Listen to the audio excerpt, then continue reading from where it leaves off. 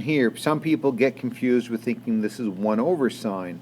Well, that's not what it means. Another way to write this notation is to use the word arcsine. In fact, Nick Pan, I don't know if you remember Nick Pan, he used to say that in China they don't use this inverse to sine to the -1 notation. They always use arcsine. I think that's nice because it doesn't confuse people like this can. Okay, so all this arcsine function is asking me is saying what angle has a sine that's root 3 over 2. So there's a lot of ways to do this. I think I'm going to do it out the long way, then we'll talk about the unit circle. So I've got a positive root 3 over 2. Okay, and if this is the root 3 over 2, and that's 1, that means that has to be a 60-degree angle.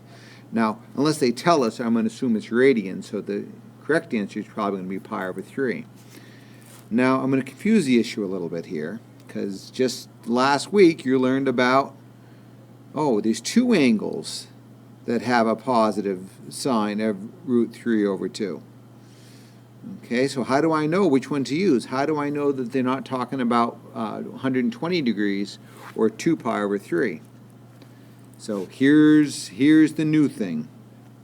So I went out to Desmos and I graphed. Now remember, if we're finding an inverse, if I've got this function y equals sine x, and I want to find what angle or what function undoes that, I have to remember if we're doing inverse functions, we just switch x and y.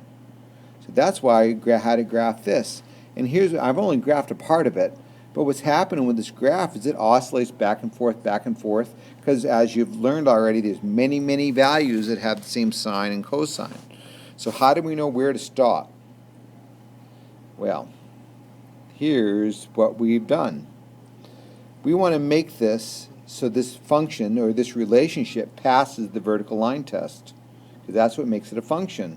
And in here, it doesn't pass the vertical line test. It does there, and it does there, and then of course there's many multiples. So what we do is we just talk about this part of it here. Let me see if I can't get a marker going. We just really care about this part of it, and we ignore the rest. Okay, so this tells me the domain. Let me get a pencil, not a marker. So the domain, let me change it to black.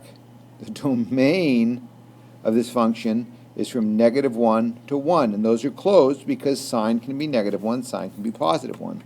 And the range, I'll write this up here, the range is going to be from -pi over 2 to +pi over 2. So when you type in, and your calculator will do arcsine, you saw that button on your calculator, your calculator is only going to give your values back from -pi over 2 to +pi over 2. So if we go back and think about that thing I had here a minute ago, where I had this extra angle going on here, well, that's not in the range of the arcsine function. We only talk about angles that go from here to here. So the pi over 3 is going to be the solution to this problem. Now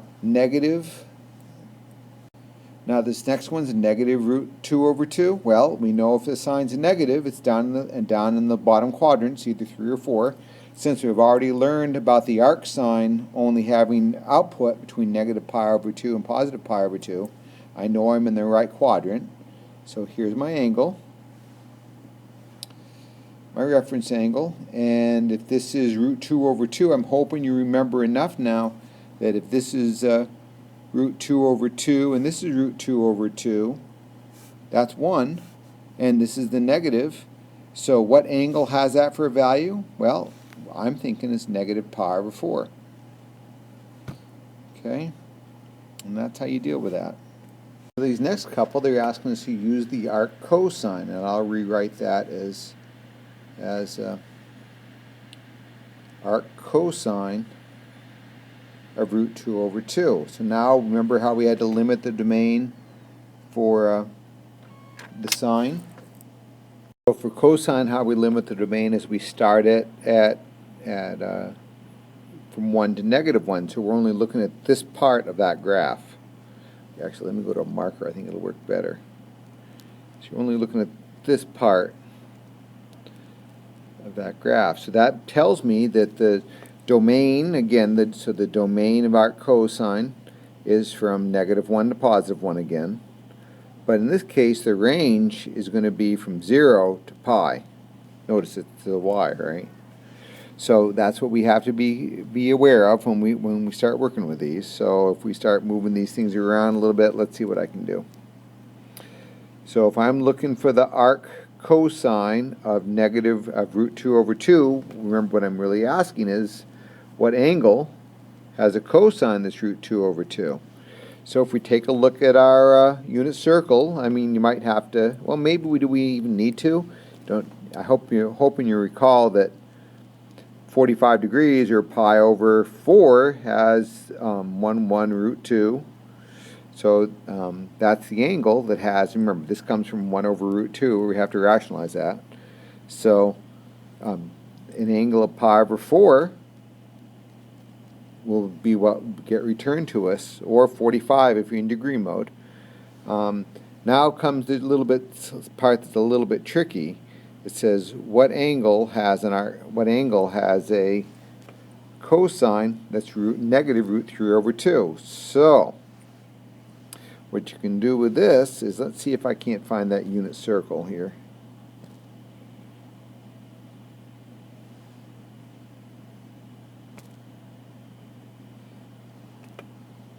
So when is the cosine -√3/2? Well, we know the domain, or the range, is from 0 to pi.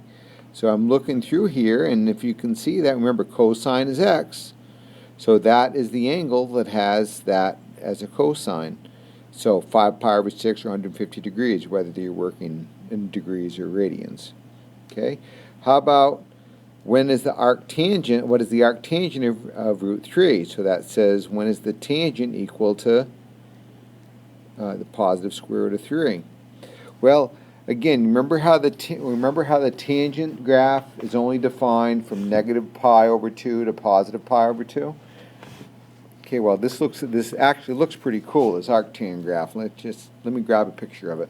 So here's a graph of the arctan, and what I want you to notice, remember how when we graphed the actual tangent function, how it had vertical asymptotes at -pi/2 and +pi/2? Notice how we've got these horizontal asymptotes at +pi/2 and -pi/2. So the domain can be any real number, and the range is limited from -pi/2 to +pi/2. So we know from that work we've done earlier then that I'm going to get output in between -pi/2 and +pi/2. So when is the tangent equal to √3? Well, I'm hoping maybe you've done enough practice with this that we're going to get a √3 when I have √3/2 over 1/2, because the 2's cancel out when you flip it. Right? When I flip it and multiply and cross cancel, I get √2.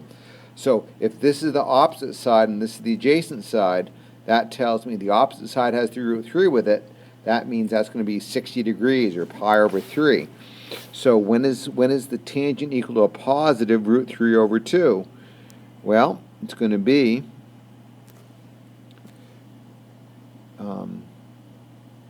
right here. So pi over 3 is what our output would be. Now, yeah, I know that over here, over this angle too, also has the tangent that's positive √3, but remember the output is for the arctangent is limited from -pi/2 to +pi/2. So that's the one we want. Pi over 3 is the answer for that. Then this last one. Okay, so the only time we're going to have tangents of 1 and -1 is when it lands on one of these quadrantal angles, right? Because those are the only places in this unit circle where there's a 1 and -1. So tangent, we know, is y over x. So -1 over +1 would be the only way I could get -1, and the only time it's going to happen when it's -1 over +1 is when it's a 45-degree angular √2/2. So, and that's only going to be negative down here. So we can't use the 7 pi over 4 because remember our output is between -pi/2 and +pi/2. So to get that answer, we got to think about coming back pi over 4 radians, or 45 degrees. So I'd either get negative 45 degrees or I'd get negative pi over 4 radians. Okay, so that's how that works. And check it out with your calculator, see what your calculator tells you. So to do this, remember you're going to do second sine. So this is asking me what angle has a cosine that's 0.8. Well, that's not one of those nice, neat 30, 60, or 45 degree angles or quadrantial angles. So you're going to actually grab a calculator, and you know how over the cosine key is that cosine to the -1? Well, that's the arc cosine button. And what you're going to depend on your calculator, if you grab one of these TIs, you're going to press the second button, and then press the cosine button, then type in 0.8, and you'll get the answer. On your iPhones, you'll probably want to type in 0.8, then do second cosine. Okay, and you're going to get, and make sure you're in radian mode, because these are all radians, because there's no degree symbol. Same thing with the tangent. That's you can check that out too. This is what I got for my answers. Okay, now something I want you to try this, folks. Before, I don't have a slide, I don't have this on the slide, but I want you to think about it. What if I try to do the arc cosine of -2, or the arc cosine of +4? What happens? This is what happens in my calculator. I get an error. Why is that? Well, if we think about the unit circle, do you see how the largest value or the most negative value is going to be -1 or +1, and everything else is in between? The cosine doesn't go that large. And if you think about the graph of cosine x, the highest this graph goes is +1, the lowest it goes is -1. Confirms what we saw in the unit circle. So if I try to find the arc cosine of a number more than 1 or less than -1, I'm going to get an error, unless it has a stretch, unless the function is stretched. And even then we get to do some work with it. Okay, so just keep that in mind. So that works for, that same thing works for cosine, same thing works for sine. There's also an issue with secant and cosecant, because those are reciprocals. Now, tangent, ask yourself, why does tangent not have that issue? I hope you're realizing by now that tangent goes on forever and in both directions, because the vertical asymptote of -pi/2 and +pi/2. So I can find angles. I can find angles that have cosines of very large values, right? Because as x gets really closer and closer to -pi/2, y goes to -infinity. Same thing as x gets closer and closer to +pi/2, y goes to +infinity if we're talking about the tangent function. So that's why I can take the arctan of -100 and get an answer. While you've done something like this way back in geometry, we haven't done anything like that this year. So what we're going to do is ask yourself we're looking for the size of that angle. I'm asking what two sides I have in this triangle. Well, I'm seeing the hypotenuse opposite the right angle. Remember, the adjacent is the other side that makes up the angle, and that's the opposite side. So since I know the opposite and adjacent, that's the tangent. So in order to find that angle, I know tan theta equals 12/19. So I'm asking myself, what angle has that for a tangent? Well, you're going to do the arctan of 12/19. Make sure you're in degree mode in this, because we're talking about triangles. So in my calculator, that's what I got, about 32.2756 degrees. Sometimes you're going to have to be asked to put this in degrees, minutes, seconds. So remember, it's going to be 32 degrees, and then I'm going to take the 0.2756 yada yada yada and multiply that by 60. So I'm going to do that, and I got 16 minutes, and then 0.5386 yada yada times that by 60, and I'm getting 32.3 seconds. So I wouldn't worry too much about the DMS notation, but just know that it's there. this is an acceptable answer, I'm sure, at my open math. Okay, so now we've got these compound or composite functions, these composite trig functions. So the first thing we want to do for number 20, we want to find the sine of pi over 6. So we know the sine of pi over 6 is the same thing as the y, so I'm seeing 1/2. And what's the arc cosine of 1/2? So what angle has a cosine of positive 1/2? Well, cosine is x. Here we go. I'm seeing pi over 3. So that's that answer. Easy enough. Now let's go on and do the next one. So for the next one, we're being told that the cosine, let's see, so the arc cosine of some angle is, we want to find out what angle has a cosine of 4/9, right? So cosine theta equals 4 over 9. Well, let's see, so that we aren't told anything about quadrants and nothing's negative, so I'm going to put this all into the first quadrant, so adjacent over hypotenuse, or x over r, depending on how you want to think about that.